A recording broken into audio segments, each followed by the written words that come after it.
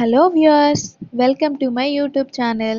ఈరోజు రెసిపీ ఎంతో రుచికరమైన మటన్ పులుసు.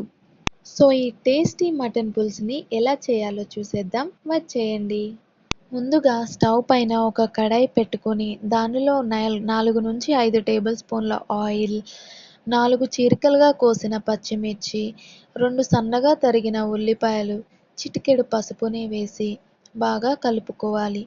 ఇదే ఉల్లిపాయలలో కొంచెం మెంతుకూరను కూడా వేసుకొని కలుపుకోండి. మెంతుకూర మటన్ పులుసుకి మంచి టేస్ట్ని ఇస్తుంది. ఆ అరోమా కూడా మంచి ఫ్లేవర్గా చాలా బాగుంటుందండి.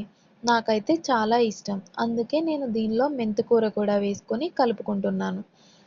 ఇలా దోరగా వేగిన ఉల్లిపాయలలో ఒక 2 నుంచి 3 టేబుల్ స్పూన్ల అల్లం వెల్లుల్లి పేస్ట్ కూడా వేసుకొని పచ్చి వాసన పోయేంత వరకు వేయించుకోవాలి. అల్లం వెల్లుల్లి పేస్ట్ వేసుకున్నాక గరిటెతో ఉల్లిపాయలను తిప్పుతూనే ఉండాలి, ఎందుకంటే అల్లం వెల్లుల్లి పేస్ట్ అడుగంటిపోతుందండి. ఇలా వేగాక నూనె పైకి తేరాక మనం ముందుగా శుభ్రం చేసి పెట్టుకున్న మటన్ని వేసుకొని దానిలో 2 టేబుల్ స్పూన్ల సాల్ట్ బదులు కల్లుప్పు వేసుకుంటే ఇంకా టేస్టీగా ఉంటుందండి. నా దగ్గర ఇప్పుడు కల్లుప్పు లేదు కాబట్టి నేను సాల్ట్ వేసుకున్నాను. 1 table spoon garam masala, 2 table స్పూన్ల కారం వేసుకొని బాగా కలుపుకోవాలి. ముక్కకి ఉప్పు, కారం, మసాలా పట్టాలి కాబట్టి ఇది బాగా కలుపుకున్నాక కుక్కర్ మూత ఒక పక్కగా పెట్టుకొని ఒక 5 నిమిషాల పాటు సిమ్లో ఉడికించుకోవాలి. మీలో ఎంతమందికి మటన్ పులుసు అంటే ఇష్టమండి?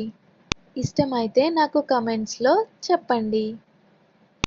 మూత పక్కగా పెట్టుకొని ఒక 5 నిమిషాలు ఉడికించుకుంటున్నప్పుడు ముక్కకి బాగా ఉప్పు, కారం, మసాలా అనేది పడుతుంది. అప్పుడు మటన్ ఇంకా టేస్టీగా ఉంటుంది. మటన్లో నీరంతా ఎగిరిపోయి నూనె పైకి తేరాక ఒక 2 కప్పుల నీళ్లను, అంటే మటన్ ముక్కను మునిగేంత వరకు నీళ్లను పోసుకొని కుక్కర్ మూత పెట్టుకోవాలి. 3 నుంచి 4 విజిల్లు వరకు రానివ్వాలి. ఒకవేళ అది ముదురు మటన్ అయితే 4 నుంచి 5 రాణించినా పర్లేదు. లేత మటన్ అయితే 2 నుంచి 3 విజిల్లు చాలు. కుక్కర్ విజిల్స్ వచ్చాక ప్రెషర్ అంతా పోయాక మూత ఓపెన్ చేసుకొని కొంచెం గరం మసాలా వేసుకొని నీరు ఎక్కువగా ఉంటే దాన్ని ఎగుర్చుకొని కొత్తిమీర వేసుకొని ఉడికించుకోవాలి. నాకు నీరు తక్కువ ఉంటేనే ఇష్టమండి. ఎంత పులుసైనా మరీ పల్చగా తినలేం కదా, అందుకే నీరు కొంచెం ఎగుర్చుకొని లైట్ గ్రేవీతో తినటం నాకు చాలా ఇష్టం. అందుకే నీరు అంతా ఎగిరాక కొత్తిమీర వేసుకొని గార్నిష్ చేసుకొని బౌల్లోకి తీసేసుకోవడమే.